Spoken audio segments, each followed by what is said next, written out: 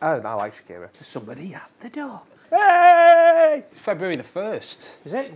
We're back. And we're back, yeah. I think the last one of these was September, was it? That's what it was.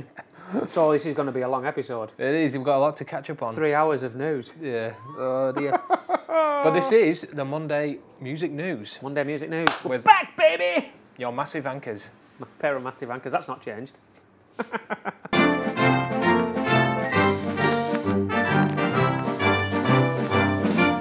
Go on then, why don't you kick us off? What have you got? Well, I tell you what I did see, which was cool, was the Guitar Centre in Hollywood, the world's largest instrument retailer. I didn't know that. They've unveiled a 17-foot by 105-foot painting of Eddie Van Halen.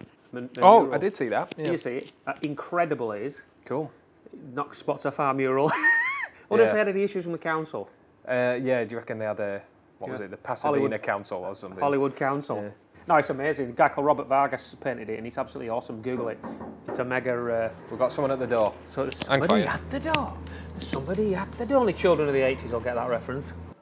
Oh, electrician. Sockets. Somebody at the door. Anyway, where were we? Yeah, this Robert Vargas painted it, and it's absolutely amazing. It's incredible. It's like the full side of the shop. This huge guitar shop. It's amazing. Yeah, so that's very cool. And also, I did actually see, when I was Googling it, I came across a link to a cover of Eruption by a violin player. I don't think this is a real name. It's called Unlucky Morpheus. Yeah, that's Chris. I don't think that's her name anyway. No. But it's amazing. You get these like novelty covers of things. But check it out, or put it in at the bottom. It's amazing. I like the violin, and I think it's an incredible instrument and looks so hard to play. I was going to say, yeah. But it's amazing. I thought when I watched it, I thought this is going to be awful. But it wasn't. It was amazing. No, I'll check that out. Find the link for that. So, and as well, we've got Wagons World as well. Just want a quick yeah. shout out for our fan club community. Oh, yeah. 1st of February, the 1st of any month is the best time to check it out and sign up, because it means you get the full month's worth of benefits. Album breakdowns, and we'll talk about our like Desert Island discs and that kind of stuff. Got the new podcast, the new playlist podcast. A new podcast exclusive for Wagons World members, which was, loads of fun. Guitar lesson, album update, updates, yeah. So all kinds of stuff, jam-packed. All right, I've got some. You may have noticed there's been a trend of musicians and artists selling off the rights to their back catalogue, the songs, royalties and whatever. Typically like the older generation, so you're most famously really Bob Dylan, Yeah, right. You don't get much. Not many go back as far as Bob Dylan. No, and I think he sold off like 600, the rights to 600 of his songs.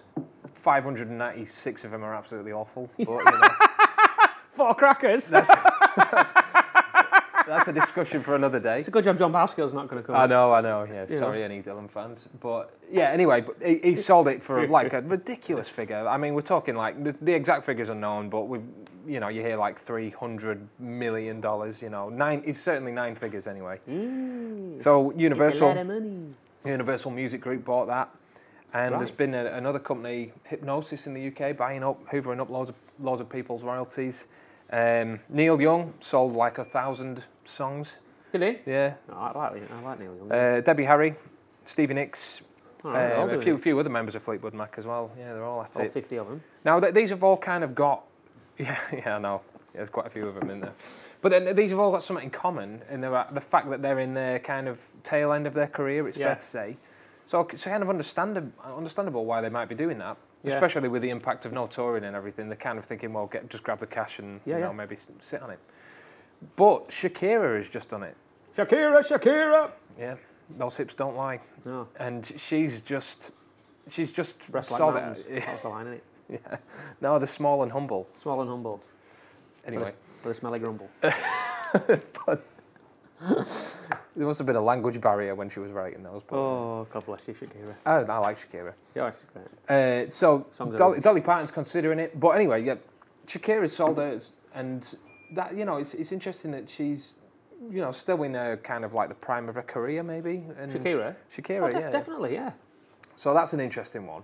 She's been an artist of the streaming era, whereas the others have new life without streaming. So maybe they're kind of going, well, it seems like I'll take the cash and then go. The paychecks aren't what they used to be. Well, when you're sitting on 300 million quid, it's a.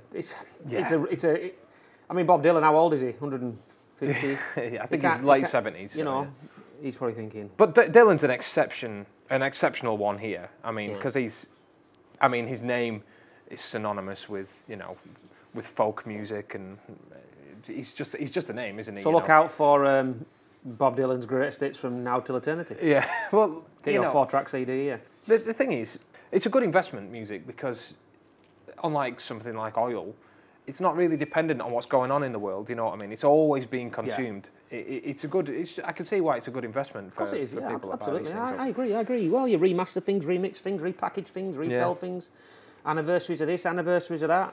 You know, it's a no-brainer, isn't it? Yeah, and you know, it has to be said, the guy's old, and he's probably, from an investor's point of view, you know, with the point an artist dies, there's always a huge spike in. And you know what? Fair play. He has gone full circle. He has done the full. He has made his music, made money off his music, and sold his music. Yeah. And it's his money. Yeah, fair play. It's all his money. Yeah. You know, that's. Oh, you could do it once, and it's also like maybe they don't want to leave their families if they're not, you know, savvy with a business, or they, you just don't want to leave them with a ball ache of having to sort this kind of. Did you know Bob Dylan's son? Do you know what his name is? Don't say Dylan. It's called Dylan. Dylan. He's not really. That's my dope. The guy's so nice they named him twice. Hey! But it's not just artists either. Producers are doing it. Selling their producer royalties, which is slightly different, but it's the same principle. They own a chunk of the income. Bob Rock just sold his off for, amongst the other albums he's produced, but he did the Metallica, the Black Album, Metallica. So he sold that off. That'd have been a chunk, and also his Bublé albums, because he produced a lot of Michael Bublé's albums. So he's, you know, again, producer coming up to the end of his career, just cashing in and. Yeah, enjoy yourself. Yeah, see theirs out on a yacht somewhere. But it's just an interesting trend that we've seen recently, and it sort of begs the question, why now? And I've read a few things, but one of the biggest things, which is, especially for American artists, is Biden is now sworn in. He is very likely to increase the income tax rate on. Well, if you sell the royalties for a lump, and if the sum is over $1 million, I believe the tax rate the American artists would have paid on that was 20% under Trump. Now, under proposed changes, it's likely going to be at some point 40%. God grief! Yeah, so it's a big old chunk of cash. I don't know how to bother us with it. Probably well, not. We don't live in America, so that's a good no, start. but it puts it in perspective. You know, say $300 million for Bob Dylan. That's almost half of it gone, and all right, fair enough. He's still getting 160, 70 odd million, but it's still a lot of it gone. So I think they're getting in there now and doing it before. It's a bit of liberty, innit? No, I don't know. I don't know. I think of it all really. Yep, but there we go. So that's that. I'd say it's a very cool thing I saw. Frank Turner, obviously very prolific. He never sits still. That guy. He's always doing stuff, always active, and he's been doing some shows from home, doing individual shows to support individual indie venues, charity venues. He did one for the Waterloo. Oh, did he? Right. Yeah, last week I think. And I saw a picture the other day of Ian holding up a sign saying about nearly £7,000 and still rising. People donating, you know, that's incredible, isn't it? I don't know how many he did. I think he picked a handful and he's done a few, you know. Great, yeah. He never stops. He never stops, doesn't Frank Turner? He's great. Connected to that slightly, because they know each other. I know they've performed together a few times. A shout out for the Wild Arts live stream on Saturday, April the 17th at 8 p.m. They've got a live stream going out. You can buy tickets. We'll put the tickets link for that in the bio. Yeah, we got a few other little things really. The new Cheap Trick single. Have you heard that? I have. Yeah, I like it. It's good. It's got an AC/DC thing about it. They've always swung in and out of being a kind of, I don't say pub rock like it's a bad thing, but you know what I mean, like that kind of barroom boogie type thing. It's a great song, and his vocals are amazing. Robin Zander. Yeah. He sounds like a man half his age. I don't know how old he is. He looks like a man half his age. I saw him a couple of years ago when you did, didn't you? Played with Stone Broken, and he's looking good. He sounds incredible. Yeah. Sounds amazing. He really does. Yeah. Castronova's left Dead Daisies. Oh, he did. Yeah. I don't know why.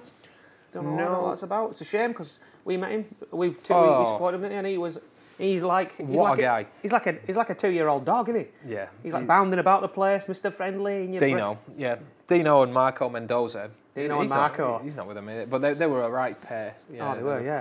Proper nice guys. Loving life, aren't they? Oh yeah. I've never met any two like that. They're like a comedy duo, aren't they? Yeah. Very, very cool and amazing. amazing. Couldn't do enough for you. Little thing when we were unloading, because the turnarounds were so quick after those shows, they just are. And we were playing at the Islington Academy in Islington, obviously. And it was 2 nights, so we were doing I can't remember if it was the first or second night, but we had to load off quickly behind the drum kit. Yeah, so you know what it's like. You have to sort of squeeze it round Dino's, drum kit. Millennium Falcon drum kit. Yeah, it's massive. And behind the curtain, and Dino's there, and it's like they've got about a quarter of an hour before they play, and he's there tapping his sticks on flight cases and whatever. And he sees me sort of struggling with this case, and he goes, "Hey brother, let me help you," And he's and he's loading off. This is Dean. He starts loading our gear off the stage. This is Dean Castronovo, about to play in London, and this guy's been in Journey, Yeah. I remember seeing him I saw him at Milton Keynes Bowl in 2005, I think it was. And Dean sang faithfully because he's an incredible singer. I don't know if you're aware of that. Dean Castronovo, he could sing. Crazy.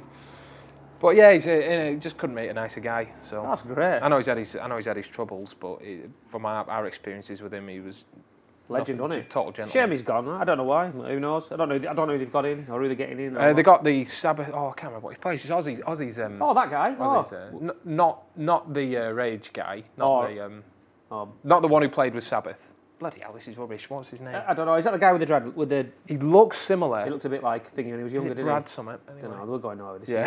It's made, isn't it? With a name, with the hair, breeds. Someone else. They've got a different drummer. Glassdoor cancelled. That's another thing, but you already know about that. That's a bit of a bummer, isn't it? A big blow to the things when that goes. One last thing then. I wanted to check out... I was interested in Phil Campbell. What a voice. What an unbelievable singer that guy is. The Byson family, his new band, amazing. This is Phil Campbell of the Temperance Movement. Yeah, not Phil Campbell from Motorhead. And I was just checking out the songs. There's a track called Blowout from a few years ago, which is amazing. I keep seeing them more and more, read about them in Classic Rock this month, and they sound a bit like Blackberry Smoke crossed with Ocean Colour Scene to me. Right. It's like kind of rootsy and bluesy, a bit country, but his voice is amazing. But yeah, check that song out, Blowout, Bison Family. Brilliant. Amazing. Yeah, that's Fair play. That's all we've got. Nobody's dead. Hey! Oh. I've got a couple of hours between this and editing it, so I apologise if anyone's passed away in the meantime. Have a good one. And next time you see us, we'll have more plug sockets. We will, yeah. That's who that was before. There's somebody at the door. Somebody at the door. Still let news fans. Who's going to answer it? It's Rod Hull and Amy, the Pink Man. Oh, right, sorry. He's too young.